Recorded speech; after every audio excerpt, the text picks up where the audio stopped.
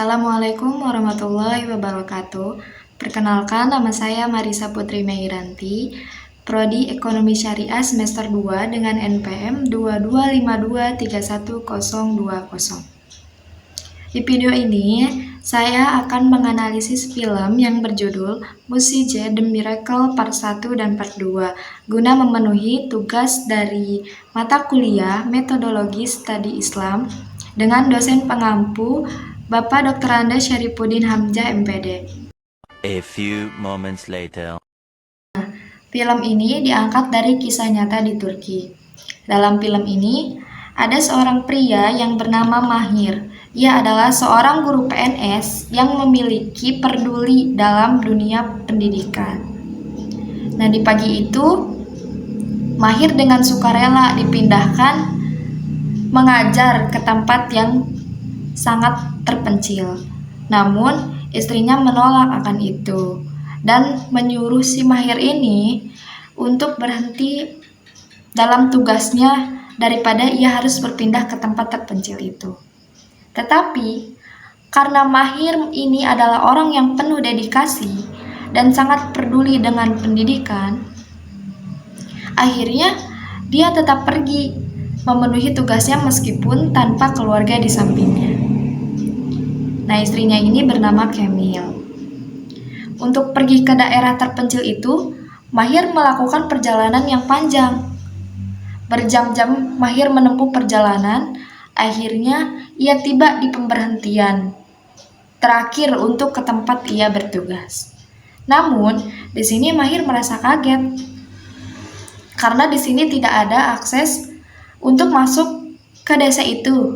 Yang terlihat hanya gunung-gunung yang tandus dan panas. Lalu, kernet bus yang berada di bus yang ia naiki pada saat itu, ia menjelaskan bahwa pemerintah hanya menyediakan akses sampai sini saja. Pemerintah tidak menyediakan akses lanjutan untuk ke desa itu. Nah, jadi kalau Mahir ingin menuju ke desa itu, Mahir harus menaiki gunung-gunung tersebut. Tidak berputus asa, Mahir pun memulai langkah pertamanya. Ia menaiki gunung lalu turun gunung, serta menyeberangi sungai, lalu menaiki gunung lagi, barulah ia sampai di desa tersebut. Kedatangan Mahir ke desa itu ternyata diketahui oleh orang-orang desa. Karena kedatangan Mahir tersebut seperti orang asing dan mereka mencurigainya, maka saat kedatangan Mahir ke sana, ia disambut dengan senjata api. Akan tetapi, ketika ia menjelaskan bahwa ia adalah seorang guru, orang-orang di desa itu seketika berbuat baik dan menghormati Mahir. Nah, dalam perjalanan masuk ke desa, Mahir melihat ada seorang pria yang sedang diganggu oleh anak-anak desa. Pria itu bernama Aziz. Dia adalah anak Pak Dafud dari 6 bersaudara. Ketika malam hari, pada saat Mahir berada di penginapannya, tiba-tiba Aziz mengintip melalui jendela kamarnya. Karena sejak kedatangan Mahir, Aziz seperti menyukainya. Dia seperti ingin mengatakan sesuatu kepada Mahir. Tetapi selain tubuhnya yang cacat, Aziz ini juga tidak dapat berbicara. Di antara banyaknya siswa di sana, ada yang bernama Gofur. Nah, Gofur ini adalah cucu Pak Dafud, sedangkan ayahnya bernama Kemilo.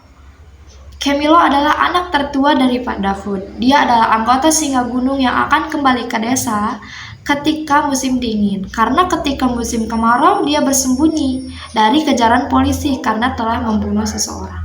Namun, Kemilo membunuh bukan tanpa alasan. Akan tetapi orang yang ia bunuh telah menganiaya Pak Dafud di depan umum. Beberapa hari kemudian, terlihat keluarga Pak Dafud pergi ke pengadilan untuk menghadiri kasus pembunuhan yang dilakukan oleh Kemilo. Setelah mengantarkan Kemilo, Pak Dafud akan kembali ke desa. Akan tetapi ketika Pak Dafud di luar penjara, ia melihat seorang pria yang bernama Pak Isa yang baru saja keluar dari penjara, yang akan ditembak oleh seseorang yang tidak dikenal. Melihat sebuah pistol yang sudah siap meluncurkan pelurunya, Pak Dafud segera memukul tangan pemegang pistol tersebut, sehingga Pak Isa yang akan ditembak itu terselamatkan. Bukan hanya berterima kasih, namun Pak Isa juga menawarkan satu permintaan kepada Pak Dafud bahwa Namun, Pak Dafud menolaknya dan meminta untuk segera pulang saja. Tapi Pak Isa merasa bahwa ia berhutang nyawa pada Pak Dafud. Akhirnya, ia kembali menemui Pak Dafud dan menanyakan apakah Anda memiliki anak laki-laki yang belum menikah? Kalau ada, saya ingin menikahkan anak perempuan saya dengan putramu. Nah, mendengar itu, Pak Dafud mengatakan kalau ia memiliki putra yang belum menikah karena cacat. Sehingga Pak Dafud mengatakan kepada Pak Isa untuk tidak memberikan penawaran itu kepadanya. Lalu Pak Isa mengatakan bahwa itu tidak masalah, tidak apa-apa, fisiknya cacat, yang terpenting hatinya tidak cacat. Singkat cerita, Pak Dafud sudah sampai di desa, lalu mengatakan kepada Ajis bahwa ia akan menikah. Singkat cerita, seorang pria disabilitas bernama Ajis ditakdirkan mendapatkan jodoh bernama Miskin, seorang gadis cantik. Karena Miskin selalu dibully di desa, karena bersuamikan Ajis, maka dari itu mereka pergi ke kota untuk kebaikan bersama.